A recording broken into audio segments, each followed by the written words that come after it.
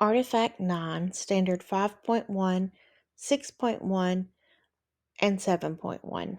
ISTE Criterion 16, 19, and 23. Standard 5.1 Criterion 16.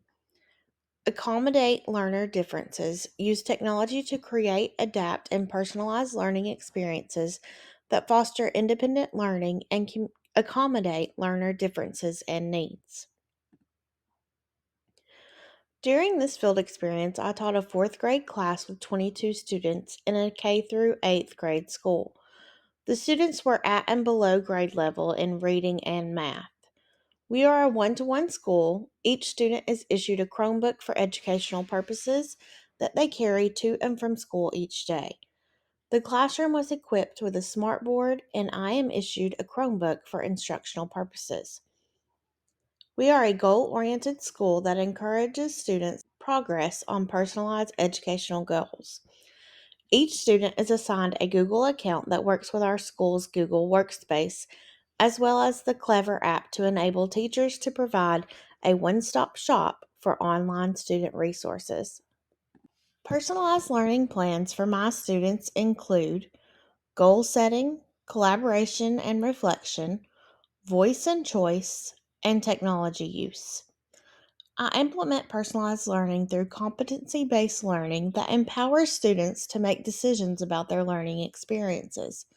Students co-plan with me to set learning targets and discuss how they want to demonstrate mastery before moving on to another learning competency. Instead of student learning being time-centered, it is competency-based, allowing students to progress at their own pace using resources that are relevant to their learning. This ensures equity for all students. As students progress through their learning pathways, I provide support to students based on their individual needs. On the screen, you can see strategies I use to support students' competency-based learning. I provide multimodal content delivery that ensures content is accessible to all students. I monitor students' progress using formative and alternative assessments. Students have the ability to choose an assessment or project to demonstrate mastery. When working toward mastery, students complete learning activities from their personalized learning plan based on pre-assessments and co-planning with me. For their learning activity, various technology tools and activities are available within our class's Clever app and Google Classroom. I am available for additional support when needed. Another strategy is meeting with students following formative assessments to discuss areas of concern, create a plan, and to help them navigate resources to help them reach their goals. During this time, we break down learning targets and create a personalized checklist in their student journal that corresponds to resources available to them for practice. Some of the technology resources available to my students are Google Classroom, Zern, iExcel, Bottle, Prodigy, and Google Docs. Standard 6.1 Criterion 19. Foster a culture where students take ownership of their learning goals and outcomes in both independent and group settings. As part of my students' personalized learning plan, I co-plan with them so that they can set academic goals based on the lesson learning targets. I discuss with them what our focus standards are and help them set mastery levels for the standard being learned. Using the sheet on the right, we determine what it would mean to be an exceeding, proficient, developing, and emerging learner on this particular standard.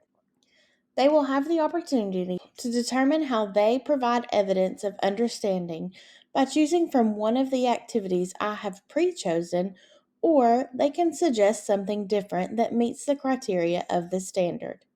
After determining how they will demonstrate mastery, we will co-plan on ways to learn based on how they think they learn best, practice what they learn, and then provide evidence of learning through the activities they chose when looking at the standard. Once this is completed, the students will set long-term and short-term learning goals. After setting goals, I check in with students as needed to record progress notes. This is done at least once a week or more depending on the activity. Standard 7.1 Criterion 23. Provide alternative ways for students to demonstrate competency and reflect on their learning using technology. Using student driven projects, I provide alternative ways for students to demonstrate competency and reflect on their learning while integrating technology. Student driven projects is a student driven model in which students deeply engage in meaningful, authentic, and rigorous challenges to demonstrate desired outcomes. SDP transfers the control of learning from teachers to students. The next few slides will demonstrate a student-driven project completed in my class. For this project, students complete a biography research project on a key person from the abolitionist and suffrage movement. They then write an informative paper and provide a biographical presentation of their paper to their peers using the media of their choice. I provide examples of tools they may use for their presentations. We will address fourth grade writing, speaking, and listening, and history standards. During this project, I provide online resources for students to conduct their research, as well as examples of tools they may use for their presentations. I provide students with a rubric for the project. Prior to their research, I provide tips on note taking for their paper, as well as important details to include in biography writing. For individual and group time, students are randomly drawn to pick a key person to research. Research and biography papers will be written individually. Then, students collaborate to create a class presentation on the life of each key person.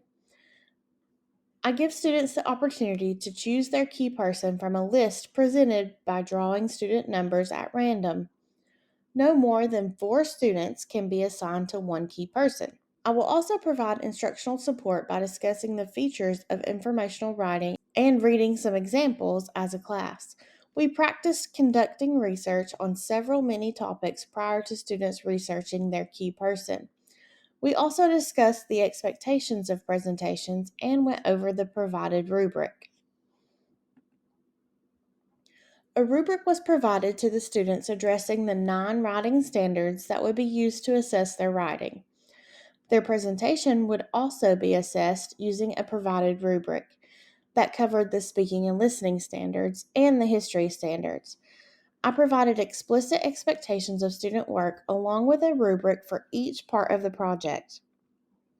Throughout the project, I formatively assessed student progress and understanding through student-teacher conferences as well as teacher observations.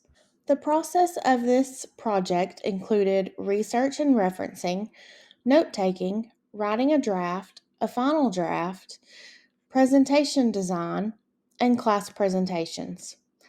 I guided students through each step, allowing them to work independently as much as they were capable.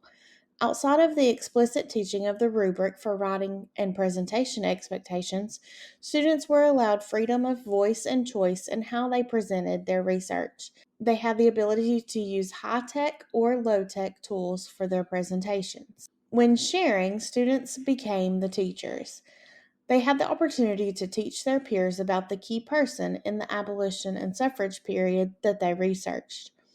I encourage students to be confident in their research and enjoy being the teacher while sharing their findings. I also encourage students in the audience to be good listeners and ask their peers questions about their presentations.